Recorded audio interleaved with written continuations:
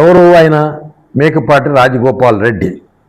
ఆ రాజగోపాల్ రెడ్డి ఎంత గొప్పవాడంటే, ఇది రాజగోపాల్ రెడ్డి రాజకీయం చేసే ముందు, ప్రజల ముందుకు పోయే ముందు, ప్రజలకు ఆయన ఏదైనా మంచి చెడ్డ విన్నవించే ముందు, ఉదయగిరిని నేను అభివృద్ధి చేస్తానని చెప్పే ముందు, నువ్వు నీ ఇంట్లో ఇంట గెలిచి రచ్చ గెలవమన్నారు. నేను మీలో భాగస్తుడిని, చంద్రశేఖర్ రెడ్డిని, 4 తూర్లు ఎమ్మెల్యే అయినటువంటి వ్యక్తిని నేను ఇక్కడ. మీకు తెలుసు నేను ఇక్కడ ప్రజలతో ఎట్టుంటానో, ప్రజలు ఎంత మమేకంగా ఉంటానో, ప్రజలు నన్ను ఎంత నచ్చుతారో మెచ్చుతారో అనేది మీ అందరికీ తెలుసు. రాజమోహన్ రెడ్డి గారికి కూడా నేను రాజకీయంగా తోడ్పడినటువంటి వ్యక్తిని. మరి ప్రతి విషయంలో రాజమోహన్ రెడ్డి గారికి రాజకీయంగా, మేకపాటి వాళ్ళకి రాజకీయం నిలబెట్టింది నేను, రాజకీయంలో కష్టపడినది నేను, ఆర్థిక పరిస్థితుల్లో కష్టపడినది నేను, కేఎంసీలో కష్టపడినది నేను, అన్ని విధాలా సహకరించినటువంటి వ్యక్తిని. అన్నదమ్ములలో భాగం ఉందా లేదా? అన్నదమ్ములంటే భాగస్తులా కాదా? ముగ్గురం కూర్చొని పరిష్కరించుకున్న విధంగా నాకు కానీ మీరు ఇచ్చుంటే నేను అడగను కూడా అడగను, నాకు వద్దను కూడా వద్దు.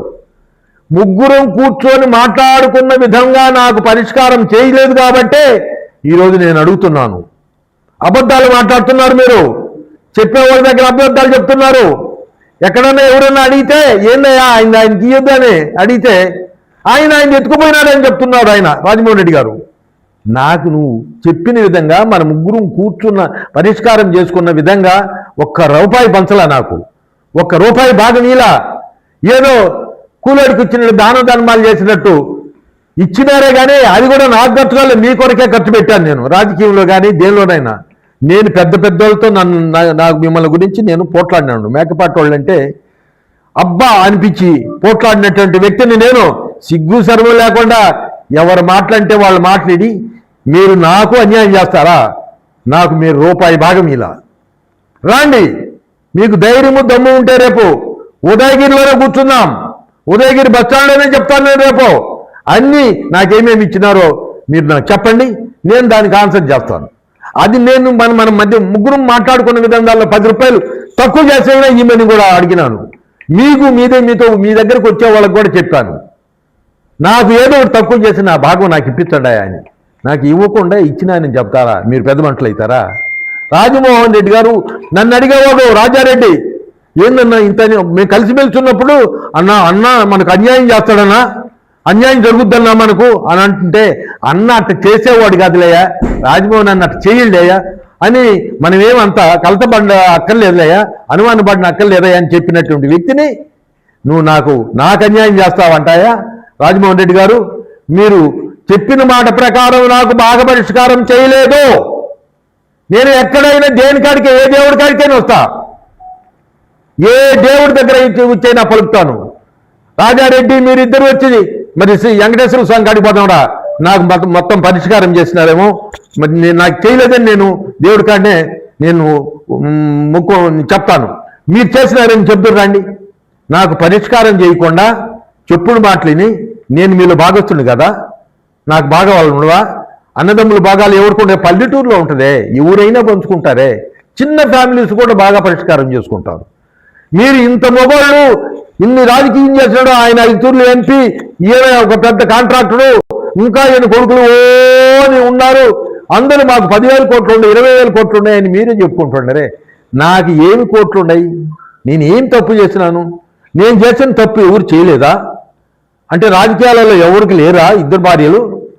అంటే తప్ప? 2 భార్యలు ఉండటం తప్ప? నాకు 2వ వైఫ్గా ఉండటం ఆ తప్ప? ఎవరై మీకు చెప్పింది? ఎంతమందికి ఇది చేసుకోలేదా? ఎంతమంది రాజకీయంలో ఉండేవాళ్ళు చేసుకోలేదయ్యా? అదొక పెద్ద కథ. పూర్వం నుంచి పెద్ద రాజులకు ఉండారయ్యా 2-3 పెళ్ళాలు. మీరు మాకేదో నేనేదో చేసుకున్నానని నాకు అన్యాయం చేసిన నా కుటుంబాన్ని అంతా నాశనం చేసినారయ్యా. మీ చెప్పుడు మాటలని అవన్నీ మీరు నాశనం చేసుకున్నారు. మేకపాటి వాళ్ళు సరైన పద్ధతిలో నడుచుకుంటేనే మీకు పరువు ప్రతిష్టలు ఉంటాయి, లేకపోతే అల్లరిపారు అవుతారని మాటను చెప్తున్నాను.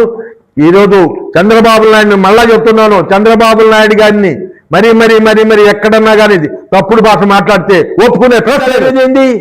నా భాగమే ఇవ్వకుండా ఇంకిస్తాడు ఏందండి? అబద్ధాలు మాట్లాడుతున్నారు. ఇంతవరకు నేను నోరెత్తలా, చాలా ఏళ్ళయింది, అయినా ఇస్తారులే, బాగా పరిష్కారం అవుతుందిలే అందరికి కూడా చెప్తున్నాను. నాకు ఈకపోతే నా భాగం నాకు ఈనప్పుడు మీరు ఖచ్చితంగా అవమాన పాలవుతారు, గబ్బు అవుతుందని నేను ఖచ్చితంగా చెప్తున్నాను. ఇది ఇంకా జిల్లా కాదు, మొత్తం రాష్ట్రం అంతా తెలిసిపోతుంది. మీ రాజమోహన్ రెడ్డి అన్యాయం చేసినాడు, రాజారెడ్డి అన్యాయం చేసినాడు, శేఖర్ రెడ్డికి ఇయ్యలేదంట అని ఇప్పటికే తెలిసిపోయింది. చాలా మంది నన్ను అడుగుతున్నారు, అయినా నేను బయటపడాల్సి వచ్చింది కాబట్టి ఈరోజు ఉదయం ప్రెస్ మీట్లో నేను బయటపడి చెప్తున్నాను. ఈయనకి ఏం తెలుసనే రాజారెడ్డికి